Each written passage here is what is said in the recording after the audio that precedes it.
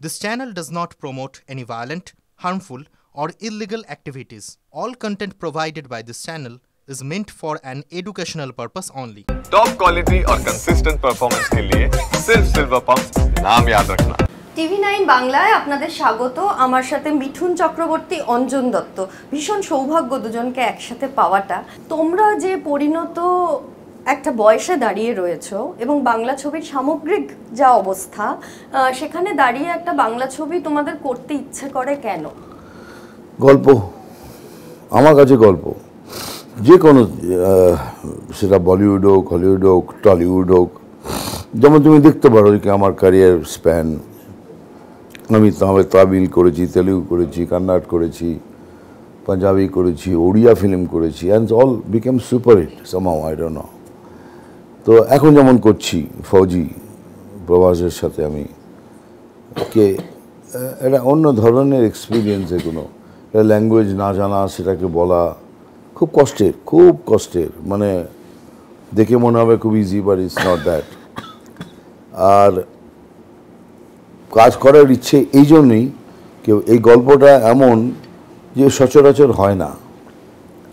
একটা 27 বছর ধরে ডিভোর্স কেস চলছে, অ্যান্ড জাজ ক্যানট কনক্লুড ইট বিকজ কেউ কাউকে ব্লেম করছে না কিছু।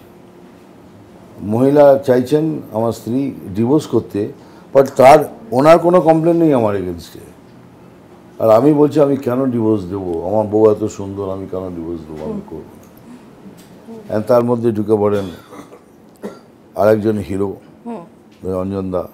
তিনজন একসাথে কলেজে পড়তাম, পছন্দ করতাম দুজনেই, but she got married to me. But তারপরে যখন উনি বিদেশে চলে যান, তারপরে যখন জানতে পারেন যে দুজনের মধ্যে ডিভোর্স চলেছে, then he came back, thought কে মেবি হি উইল মতলব ঢুকে মারবেন, একটা ঘুষড়ি মারবেন, কিন্তু সেটা হয়নি। অ্যান্ড আলটিমেটলি হি রিয়েলাইজেস কে ভালোবাসাটা এদের মধ্যে এত প্রচণ্ড, এতভাবে প্রচণ্ড, he is disturbing them. So খুব লাভিংলি, কেয়ারফুলি বলে সে good bye, he goes up. এবার তুমি আমায় বলো যে বাংলা ছবির সামগ্রিক যা অবস্থা, আমরা বক্স অফিসে খুব বেশি ব্যবসা করতে তো পারছি না, সেরকম একটা জায়গায় দাঁড়িয়ে তোমার কেন একটা বাংলা ছবি করতে ইচ্ছে করে? কারণ আমি মনে করি বাংলা ছবি বাংলা ছবি খুব ভালো করতে। যদিও আমি আমার জীবন ডিরেক্টোরিয়াল জীবন শুরু করেছি হিন্দি ছবি দিয়ে, পরবর্তীকালে ইংরেজি ছবি করেছি, আবার হিন্দি ছবি একটা করেছি, কিন্তু আমি তো প্রাইমারিলি বাঙালি এবং I relate to the language. আর এই সোসাইটি, এই শহর, আমার মনে হয় এখনও ভালো ইন্টারেস্টিং বাংলা ছবি করা যায়। বাজার কি অবস্থা, হল কমে যাচ্ছে, ওটিটি দেখছে লোকে, এটা ভাবলে চলবে না। ছবি করে যেতে হবে, because I am a film maker and I have to work in the language যেটা আমি জানি। এবং আমার এখনও এই শহরটা ভালো লাগে, এখনও মনে হয় বাংলা সিনেমা ইজ এক্সাইটিং। তো আমার মনে হয় আপস অ্যান্ড ডাউনস অনেক সময়ই এসেছে। ডেফিনেটলি খুব একটা মানে ভীষণ কমার্শিয়ালি প্রোডাক্টিভ সিচুয়েশন আমরা দাঁড়িয়ে নই, ফর মেনি রিজনস, অনেক কারণ আছে তার জন্য। কিন্তু তবুও আমার সবসময় এটা মনে হয়েছে, দ্যাট এখনও মনে হয় that it is possible to tell a very nice story in Bangla, very nice, very interesting story in Bangla, অনেক যেটা করা যায়। আমি এখনও মনে করি এটা। শ্রীমান ভার্সেস শ্রীমতী যেটা আমরা দেখছি, এটাও তো খুব ইন্টারেস্টিং একটা কনসেপ্ট, এবং বিয়ে, ডিভোর্স, এই দুটো জায়গা রয়েছে। এই বিয়ে ইনস্টিটিউশনটা নিয়ে তোমাদের কি মনে হয়? তুমি এখন বিয়ে করতে? হ্যাঁ, দেখো, আমি করতাম, কারণ আমার কাছে ইট ইজ সর্ট অফ অদ্ভুত ধরনের একটা কমিটমেন্ট অ্যান্ড রেসপন্সিবল। মানে আমি এই বয়সে দাঁড়িয়ে এখন যদি আমার অল্প বয়স হতো, যাকে আমার ভালো লাগতো, তার সঙ্গে শুধু প্রেম না করে তাকে আমি বিয়ে করে ফেলতাম, যদি জেনুইনলি ভালো লাগতো।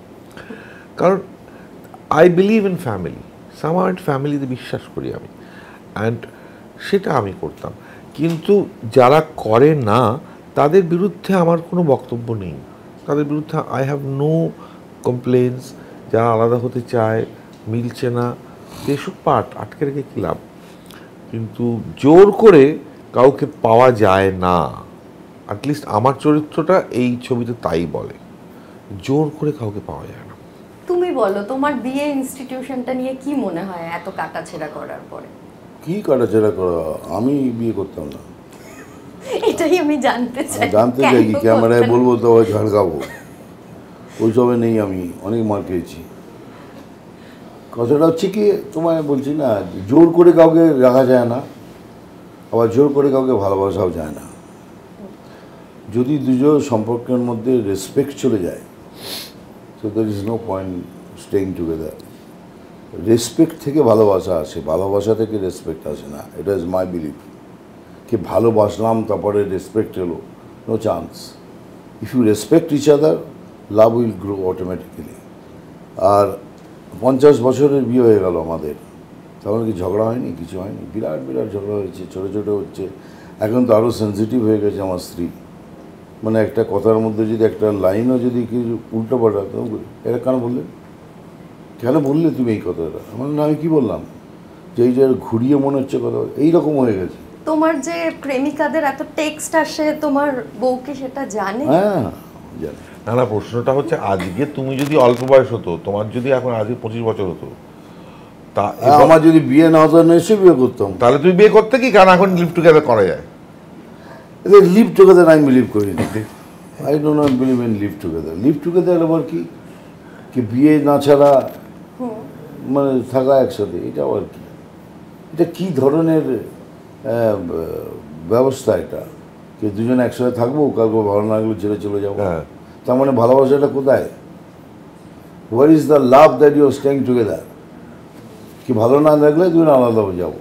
তো আগে থেকেই তুমি অ্যান্টিসিপেট করে বসে আছো যে we may not like each other, so let's enjoy this life without any bonding. I don't think, আমার কাছে এটা নট অ্যাকসেপ্টেবল। বাকি সমাজ আছে, সমাজ বলবে কি হবে না। আচ্ছা অঞ্জনদা, তুমি আমায় বলো, মিঠুনদাকে যদি একটা প্রশ্ন করতে হয়, তোমার কোন জিনিসটা জানতে ইচ্ছা করে? তোমার কি প্রশ্ন থাকবে মিঠুনদার জন্য, আর তোমারও কি প্রশ্ন থাকবে অঞ্জনদার জন্য? দেখো, মিঠুনদার সম্পর্কে না, আমি উইদাউট হ্যাভিং তার সঙ্গে কাজ না করেও, আমি তো অনেক দিন ধরে এই ডিরেক্টর হয়েছি, গান করেছি, অভিনয় করেছি, নানা রকম করেছি। অনেকগুলো প্রশ্ন আমার যেগুলো জানতে চাইবে লোকে, তার উত্তরটা আমার জানা।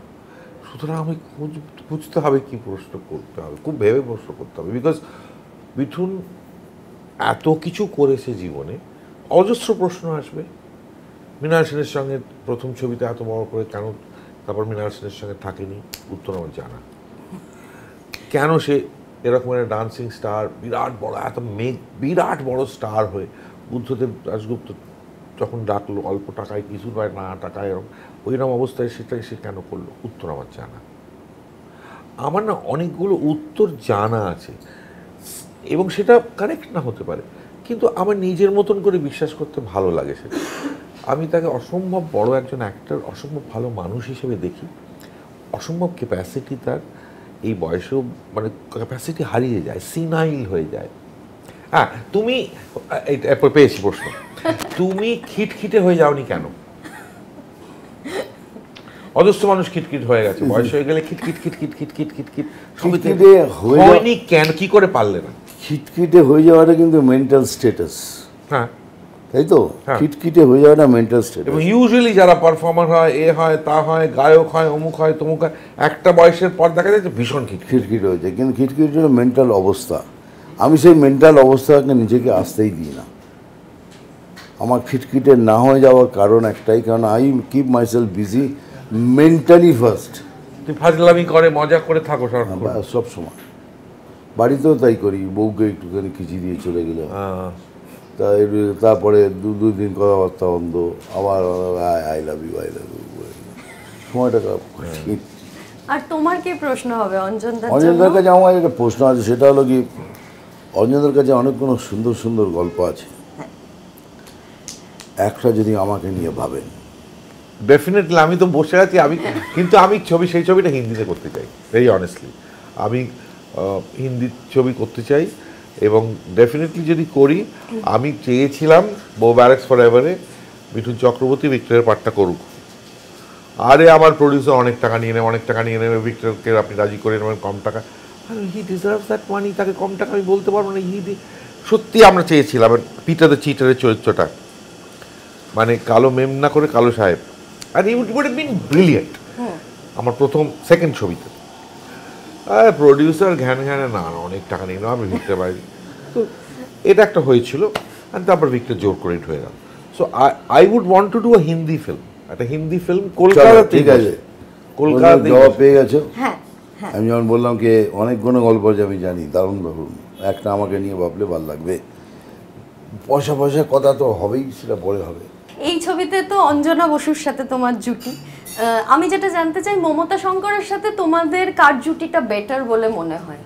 এটা ডিফিকাল্ট বলা, আমি আগে বলে দিই ডিফিকাল্ট বলা, কারণ প্রথম মমতা শঙ্কর সারাক্ষণ ধরে মিঠুন করতো। আমি যখন প্রথম গেছি, খাড়ি হচ্ছে, বুদ্ধদার ছবি হচ্ছে, এ হচ্ছে, তা হচ্ছে, আর অবভিয়াসলি আর মিঠুন চক্রবর্তীর সঙ্গে অভিনয় করে ফেলেছে, কিন্তু সে তো নতুন নয়।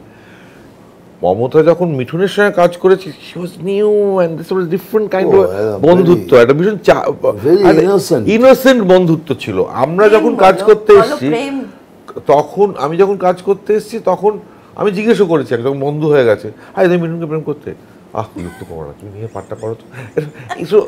আমার সঙ্গেও মমতার এখন অসম্ভব বন্ধু হয়ে গেছে, আমার সঙ্গে কি ছন্দার সঙ্গে, আমার বাড়ির সঙ্গে, সবাই সঙ্গে। Mamata is a wonderful person, wonderful person, সত্যি she is a lovely person.